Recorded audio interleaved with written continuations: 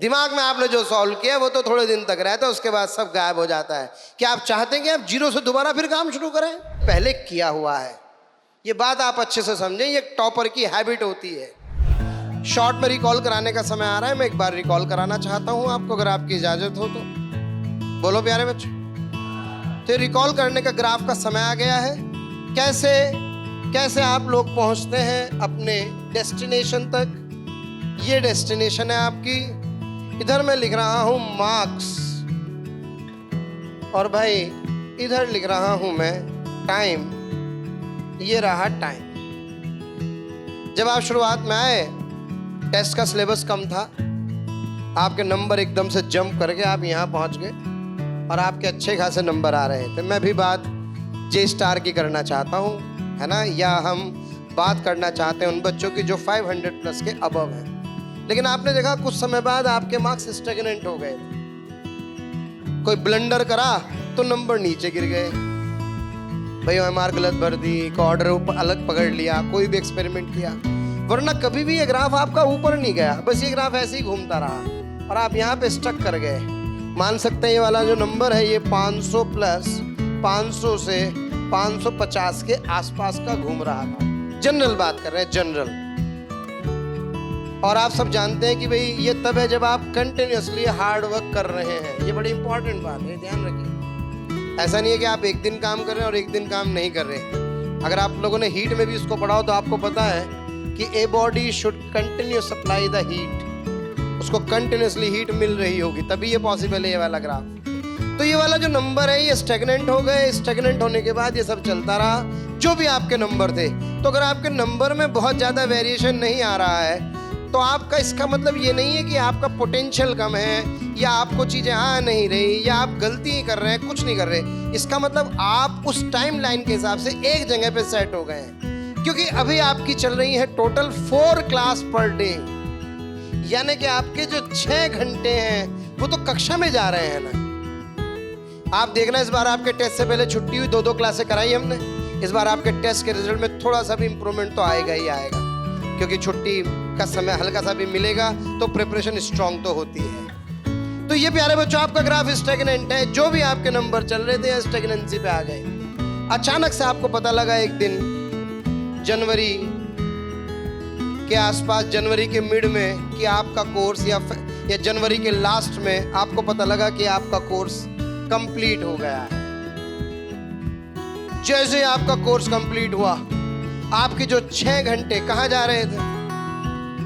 Classroom study में जा रहे थे। आपको अचानक से जैकपॉट लगा और आपके पास 6 घंटे अतिरिक्त आ गए। कितने घंटे?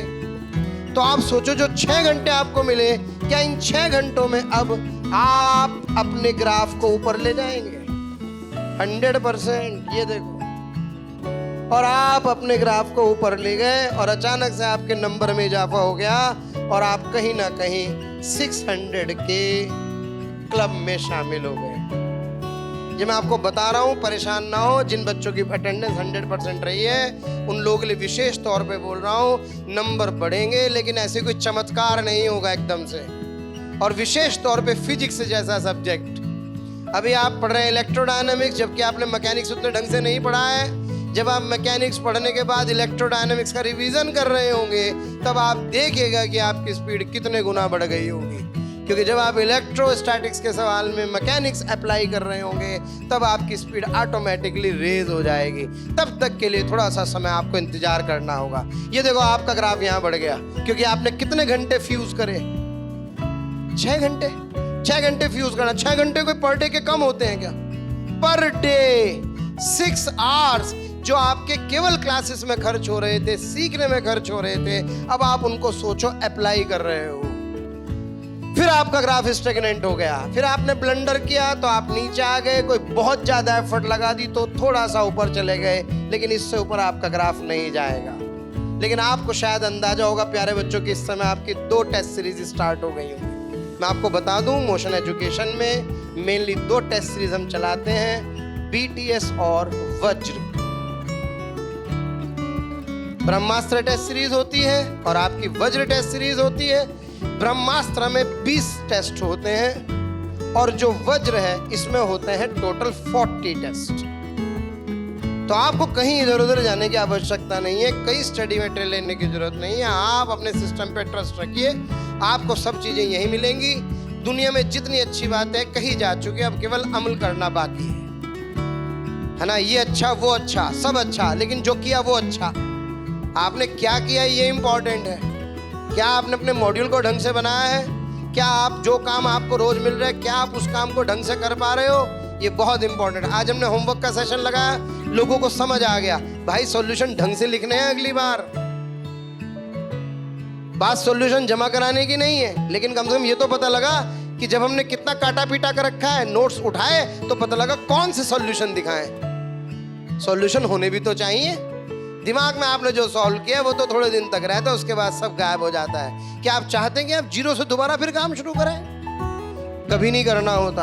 आपके पास सॉल्यूशंस बने होने चाहिए। आपको समझ में आ गया होगा कि जो आप कॉपी पे या कुछ नहीं करना भैया। आप तो चेस की तरह 64 खाने बनाओ, 32 खाने बनाओ, जो भी आपका मन करे, और आप हर क्वेश्चन को चाहे एक लाइन में लिखो, लेकिन आपके पास डिस्क्रिप्शन ऐसा हो कि जब आप उसे उठा के देख रहे हो तो आपको मिलना चाहिए कि हाँ मैंने ये पहले किया हुआ है। ये बात आप अच्छे से समझें, ये टॉपर की हैबिट होती है।